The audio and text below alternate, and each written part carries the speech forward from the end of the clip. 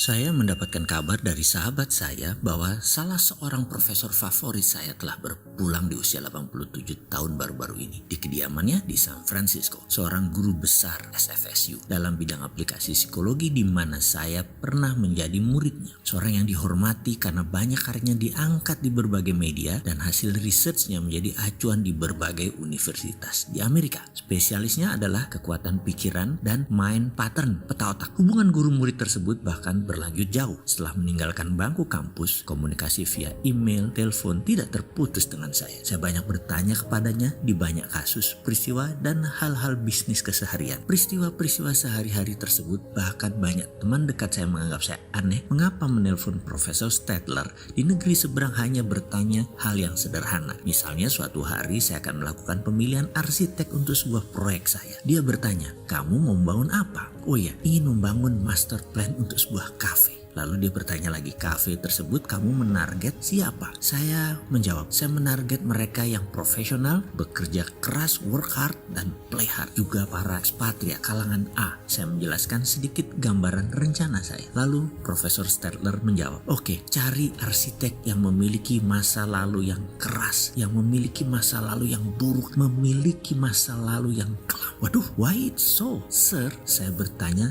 karena bingung. Begini katanya, cari mereka seorang arsitek yang bencong, gay, homo, atau masyarakat bilang mereka orang sakit. Cari mereka yang misalnya memiliki biji peler, mereka yang sering dihina, diledekin, dimaki masyarakat, mereka sering dinistakan. Biar mereka berkarya dalam proyekmu. Biarkan kemarahan mereka dan tenaga mereka dan dendam mereka yang berlebihan itu memuncak dan ditumpahkan di atas desain tersebut.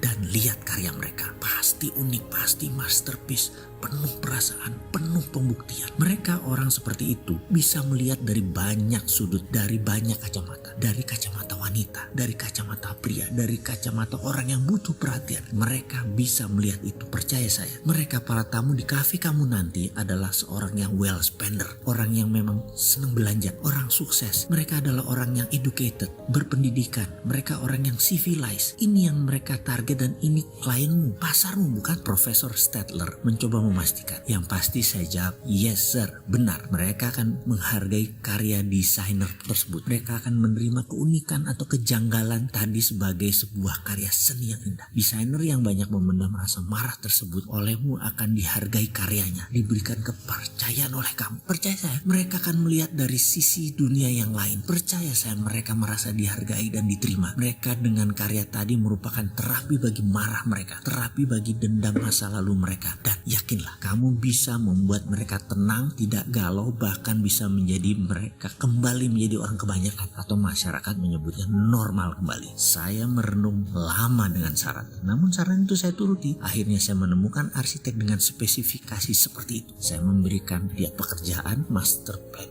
cafe, di mana 3 bulan kemudian dia melakukan pemaparan di kantor saya. Gambar 3D apa yang dia sebut master plan. Benar sekali saran Profesor Stadler. Hasilnya luar biasa. Saya sampai gak kepikir apa yang didesainnya ini kenapa bisa begitu bagus, mewah, nyentrik, tapi tidak berlebihan. Namun efisiensi energinya itu loh yang saya impress terkesan. Itu adalah desain 2 tahun yang lalu yang sampai kini belum terrealisasikan karena saya menganggap kala itu desain itu terlalu ahead of the time. Namun sekarang rasanya tahun depan ingin deh merealisasikan Clubhouse di Nusa Penida, Bali. Juga sebuah rest area 247 di bilangan ujung timur, Jawa Timur. Jadi seperti di kalimat awal di video, karena teringat akan profesor tersebut yang telah banyak memberikan pelajaran dalam kehidupan saya, membuat saya melihat sisi lain dari kehidupan, see the other side of the moon, maka video berikutnya ini didedikasikan untuk Anda. Sahabat, video setelah ini ada sebuah pengalaman dan keilmuan yang menarik. Bagaimana sang profesor merubah jalan hidup seseorang menjadi positif, yang mungkin akan menginspirasi sahabat bagaimana untuk makmur dan sejahtera.